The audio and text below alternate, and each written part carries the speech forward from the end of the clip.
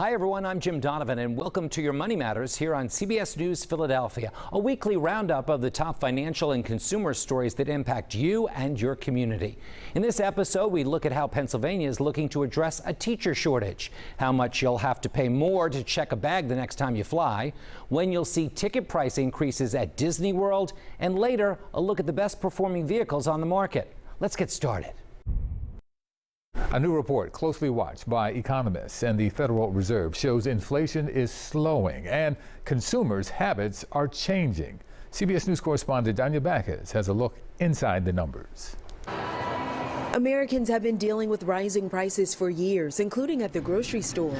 And many consumers like Una Simmons continue to see more of their money going toward food. Today I was buying Cheerios and bananas and strawberries. It gets really expensive. But a new report shows Americans' income increased last month. Then inflation is slowly improving. The Department of Commerce revealed the Personal Consumption Expenditure Index improved in January, rising 2.4%, the smallest annual increase since February of 2021. The good news is that we are seeing inflation move lower, meaning the rate of price increases is coming down. And it appears buying habits may be changing. New data shows consumers are spending less and retail sales are down.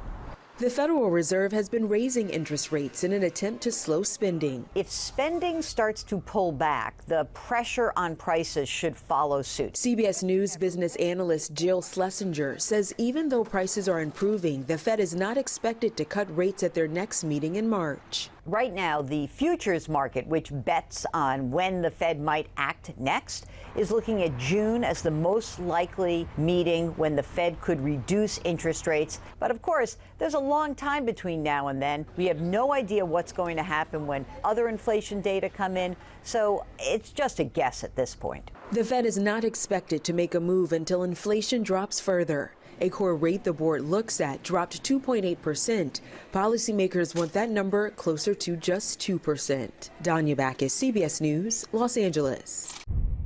The IRS says so far tax refunds this year are slightly higher compared to a year ago. As of February 16th, the average refund was just over $3,200, 2% increase. To date, 34 million Americans have filed their tax returns so far. The deadline to file is April 15th, though filers can request an extension to mid-October. The real estate market has slowed significantly because of rising loan costs. CBS News correspondent Elise Preston has a look at when home sales might tick up again. Americans are hoping for a spring thaw in the housing market. Rising mortgage rates and higher home prices have kept many would-be buyers on the sidelines. When you have mortgage rates above 7%, it's really been a gut punch for the whole real estate market. And that's why there's so much focus on the Fed in this game of poker. When do they start to cut rates? The current rate for a 30-year mixed loan is 7.5%. with the average home price hitting a record high of $379,000. Dan Ives of Wedbush Securities, a brokerage firm. The housing market's essentially the standstill. I'll call it, it's a buyer's strike, and sellers, inventory is starting to increase, but no one's really signed on the dotted line. Despite inflation slowing down, Americans are spending more than 11% of their income on food, according to the U.S. Department of Agriculture, a number not seen in more than 30 years. What is your advice to the average consumer? Yeah, my advice is we're going to see the Fed start to cut as we get into May and June. That's good for consumers. Some good economic news. The nation's unemployment rate remains steady, with more people finding new jobs at the start of the year than experts predicted. Elise Preston, CBS News, Los Angeles. Macys released a business plan that includes closing 150 stores. It's called a bold new chapter. Macys plans to close underperforming stores and make its footprint in the luxury market bigger. As many as 45 Bloomingdale's and Blue Mercury locations will be added over the next 2 years. It's not clear if any local Macys stores are going to be closed. It'll soon take a bigger wallet to see It's a Small World. Disney World has released its ticket prices for 2025, and in most cases, the cost has increased or will increase. Animal and Magic Kingdoms will have an increase of $10 and $5 respectively. There's also a price bump in many of the park hopper options. Walt Disney World's last major ticket price increase was in 2022. Wendy's is hoping to set the record straight after getting quite a frosty reception to its dynamic pricing plan. The burger chain says it will not use surge pricing during busy times. Wendy says its new digital menu boards will allow individual stores to drop prices for certain items during non-peak hours.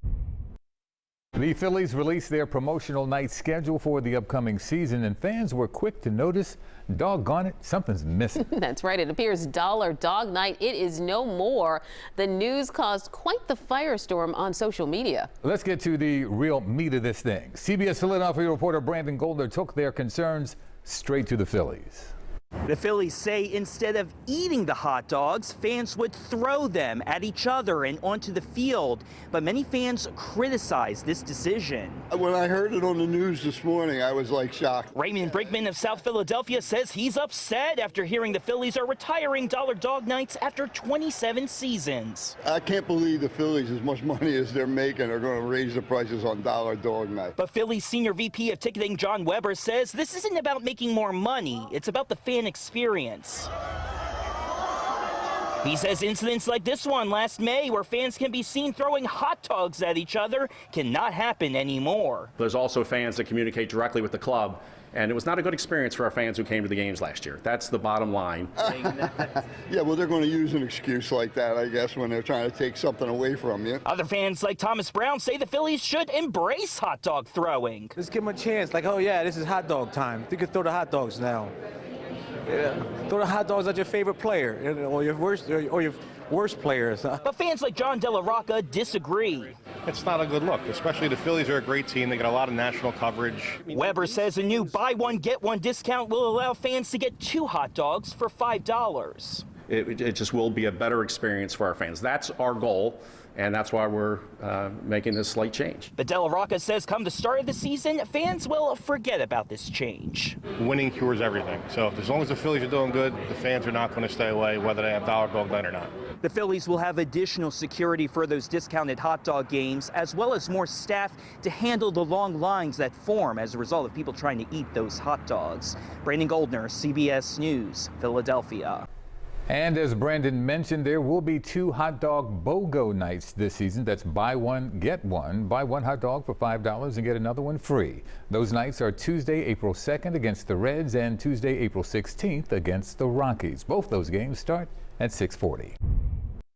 Well, the popular sports bar in South Philadelphia, XFINITY Live, it's getting a major upgrade, all thanks to a $12 million renovation project. The upgrades will include enhancing the outdoor plaza for game days, festivals, and big events, as well as improvements to the interior and the exterior of the complex. XFINITY Live will be renovated in phases, allowing areas of the facility to remain open during those updates. The project is estimated to be completed in 2025 or early 2026. Tickets are now on sale for this summer's Premier League matchup at the Link. Arsenal and Liverpool will play at Lincoln Financial Field on July 31st as part of the Rivals in Red Tour. Arsenal was in the U.S. last summer as part of the Soccer Champions Tour. Liverpool last played in America 5 years ago. Now, we do have a link for you to the ticket information in this story. It's on our website, cbsphiladelphia.com. Well, a former store turned production facility. It's now open at 9th and South Streets.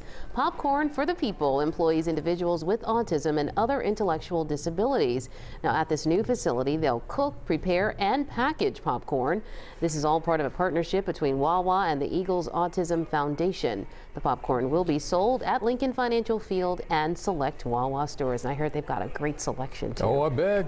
We'll be back with more Your Money Matters here on CBS News Philadelphia. Welcome back. Your Money Matters on CBS News Philadelphia continues right now.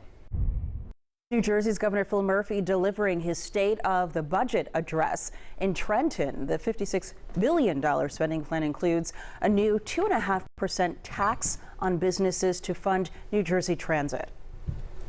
Today, we are proposing a corporate transit fee. It will provide a dedicated funding stream for NJ Transit at no additional cost to our working families. With this fee, we're going to ask the biggest corporations with net incomes greater than $10 million to support NJ Transit's future. Well, the budget also includes $2.7 billion for the Anchor Property Tax Relief Program, a record $11.6 billion for schools, and a full pension payment of $7.1 billion. Funding for community colleges in New Jersey could be on the chopping block. Governor Murphy's proposed budget would cut out $20 million in funding for those colleges. The 18 community colleges in New Jersey serve about 230,000 students. Last year, the state increased funding for community college by $20 million. School leaders say that was the first increase in 10 to 15 years. But according to the governor's proposed budget, it was a one-time thing. At a time when we believe that we need to invest in community colleges, we're now seeing a really disturbing reduction in the governor's proposed budget. What we don't want to do is add cost to student tuition because students can't afford it. Well, Hudson County College President Chris Reber says the reduction could mean programming cuts and tuition hikes. More money for education could be coming in the next Pennsylvania state budget. Lawmakers and advocates believe that only solves part of the education problem here in the Commonwealth. CBS News Philadelphia reporter Dan Snyder has the reason more money is coming and the plan to address the state's teacher shortage. A major boost to education funding is on the table in Pennsylvania. After the state Supreme Court ruled the state's funding system unconstitutional, Governor Josh Shapiro pitched an additional $1.1 billion for education. But to make that work, we need more teachers. A Penn State study shows Pennsylvania saw its highest teacher attrition rate in 2023 and saw a 71% drop in teacher certifications issued from 2011 to 2022. Teachers at SLA Bieber in West Philly have felt that pinch. We don't have a shortage of students. So how does that translate? I've had students who are like, well, I had a sub all year last year at my previous school before I came here. Now lawmakers say they're working to get more teachers into classrooms. State Senator Vincent Hughes touted the Student Teacher Stipend Program, which gives $10,000 to those completing their student teaching requirement. SLA Bieber is also the first school to host the Teacher Pipeline Academy, hoping to get high school students excited about the profession. We have about 5 who are like, I want to be a biology teacher. I would like to be a counselor. I want to be in a medical field teaching. Senator Hughes says there's more that needs to be discussed in Harrisburg as well, including teacher pay raises and sign-on bonuses. He also believes there's a willingness to get this done from both sides of the aisle. This is not just a urban issue. This is not just a Democratic issue. Many rural school districts in Pennsylvania have a very significant problem with not having enough teachers. But teachers also say there's some things that need to change that money can't buy. The perception of teaching has to be changed in our national landscape to just inspire students that this is fun, you can make a difference. Senator Hughes says he's optimistic on those budget talks in the divided legislature, pointing to the bipartisan passing of the Student Teacher Stipend Program. In West Philly, Dan Snyder, CBS News, Philadelphia. The Philadelphia Federation of Teachers and the School District of Philadelphia have announced a tentative agreement for a one-year contract extension. The agreement includes a bonus in June and a 5% raise in September and for union members. Union President Jerry Jordan released a statement that reads in part, the contract getting settled 6 months before the current one expires shows a long-term commitment to make sure schools are fully staffed with qualified teachers and support staff. The Department of Education has now made some updates to FAFSA. That's the application process for federal student aid for college. The first change involves how the department calculates the amount of aid that students will be getting. It means 7.3 million students are expected to be eligible for Pell Grants. The department is also sending people to lower resourced colleges to help with student aid offer packages. Now, the third update is a faster approach for processing student records. Pennsylvania's Governor Josh Shapiro announcing a grant program to get more people into farming and organic agriculture careers. Organizations can apply for grants up to $350,000 for apprenticeship opportunities, and those grants are available through the state's Department of Labor and Industry. Applications are due March 21st.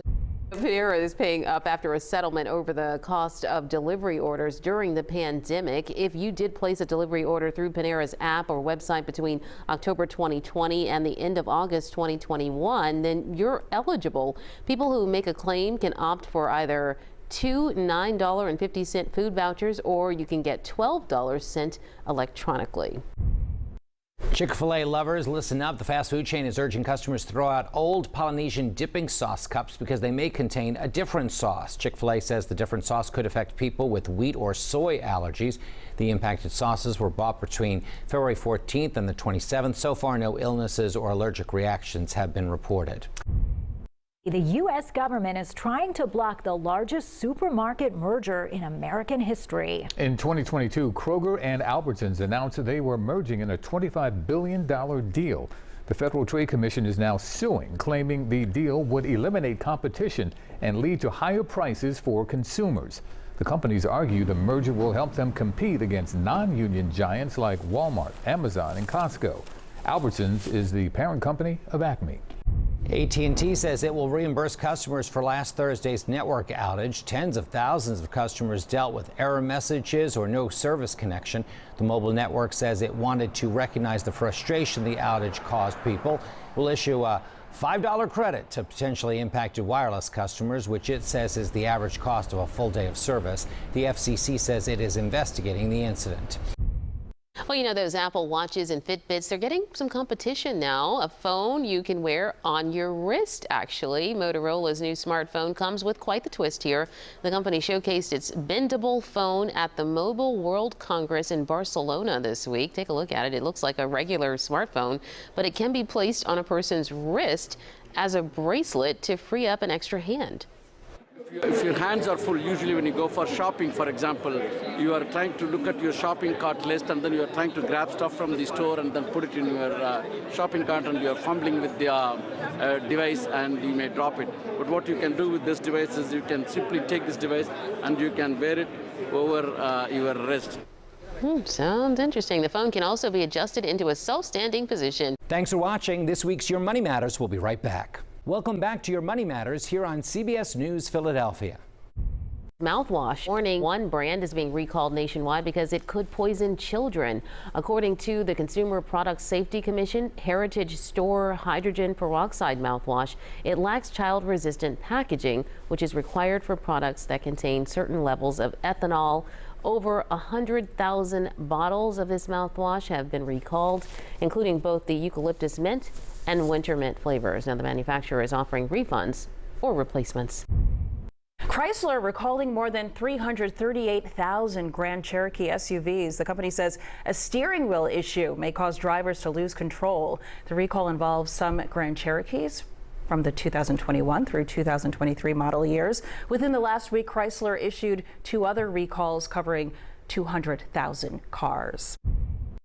Well, prices for new cars are starting to ease after skyrocketing during the pandemic. But what are the best vehicles on the road today? CBS News correspondent Bradley Blackburn went to Consumer Reports to find out. Can you show me what it can do on the straightaway? Oh, certainly. With a turbocharged engine, the BMW X5 has plenty of power and can hug the turns on the Consumer Reports test track. It handles well. It does. Deputy auto editor John Lincove says the X5 is Consumer Reports' top pick for luxury SUVs, not only for performance, but also reliability and safety. And it comes in a plug-in hybrid version, which improves fuel economy. A hybridization and electrification in general really have come on strong in the automotive industry. In fact, 7 of this year's top 10 picks have hybrid or electrified models, including several from Toyota: the Prius, the RAV4, the Highlander, and the Camry Hybrid, which received the highest overall score of 93. Toyota ranks up there because they just build dependable, fuel-efficient, reliable, comfortable vehicles. The Tesla Model Y is Consumer Reports' pick for electric vehicles, and the Ford Maverick Hybrid is the top small pickup. Sales for the vehicle have jumped 118% in the last year. It has a very straightforward, simple, plain interior, but it's not promising luxury. It's promising fuel economy, it's promising usefulness, and it's promising reliability, and that's what it delivers on. And it's selling well. They sell very well. They're very, very popular. Price could be a big reason why. The Maverick starts at a little under $24,000. However, fans of the luxury X5 Hybrid will need quite a bit more. The base version costs $72,500. Bradley Blackburn, CBS News, Colchester, Connecticut. United Airlines' new checked baggage fees took effect. Economy class passengers on domestic flights will now pay $35 if you pay online and at least 24 hours before your flight. It'll cost you $40 if you check a bag at the airport. The price of a second checked bag is now $45 in advance online or $50 at the airport. The increase comes just days after American Airlines also increased its fees on checked baggage. The FAA has given Boeing 90 days to fix quality control for its 737 MAX jetliner. Now, this ruling comes after a report that found shortcomings in the company's safety culture. Crashes of two 737 MAX jetliners in 2018 and 2019 killed 346 people. Boeing is also facing pressure from an incident last month when a section of one of its passenger jets blew off midair, forcing an emergency landing. There is a new way to get around the Navy Yard. You are looking at it. It's a shuttle service that started today, and it doesn't need a driver. CBS News Philadelphia was there for the first trip. Today is super exciting. It's the public unveiling of our new autonomous shuttle here at the Navy Yard. It's a first of its kind shuttle technology in Pennsylvania, and it's making its debut and first trip around its new territory, the Navy Yard in Philadelphia. What makes this vehicle so unique is no one's driving it. This is a 9-person shuttle that is going to be serving the campus with 4 stops and also eventually connecting the Navy Yard to NRG stations so folks can connect to the Broad Street line. The electric zero-emissions autonomous shuttle began taking passengers around the Navy Yard Tuesday morning. The driverless vehicle was developed by Perrone Robotics out of Charlottesville, Virginia. The company worked with Navy Yard officials to bring this pilot program to its sprawling campus. We have sensors around the vehicle, so LiDAR, radar, cameras, and a really great GPS system. And kind of using all those different features together, we're able to navigate along a predetermined path. It basically uses sensor technology to sense the environment around it, make sure it's safe. And it's been training for several months down here, learning the terrain, learning the streets, learning all the obstructions that can pop up, and maximizing safety for our riders. Donald Brock is a bus operator who will always be on board, but he will only step in to manually drive this shuttle bus when absolutely necessary in the event of an unforeseen obstruction that may pop up. We had to go down for training for a week down in Virginia, and they taught us everything, you know, when to take over, how to take over. The shuttle will go a long way in helping to alleviate parking challenges at the Navy Yard, smoothly allowing passengers a peaceful, hands-free transit experience. There's just more people on the campus every day, so this is going to help us get more folks down here by transit. Multiple SEPTA riders can use the same key card on the same trip on all modes of travel in the region. The new multi-rider feature will allow up to 5 riders to use the same key card. In order to use the feature, the SEPTA key must have travel wallet auto load turned on with a minimum amount of $10. Also, all taps must occur within 1 minute of each other. Well, we have more lane and road closures to tell you about on I95 South next week between exits 22 and 20. The closures are planned between Monday night, March 4th, and early Friday morning, March 8th. From 7 to 11 p.m., one lane will be closed on I95 South. Then from 11 p.m. until 5 a.m., all southbound lanes will be closed, as well as the 676 ramp to 95 South. Also on March 8th, the Market Street ramp to 95 South will reopen. This, of course, is all part of the $300 million project to create a new overpass and park connected to Penn's Landing. Thanks for watching this week's Your Money Matters on CBS News Philadelphia. If you're enjoying this show, download our app, CBS News Philadelphia, on your smart TV, Roku, Apple TV, or streaming device to catch us every weekend.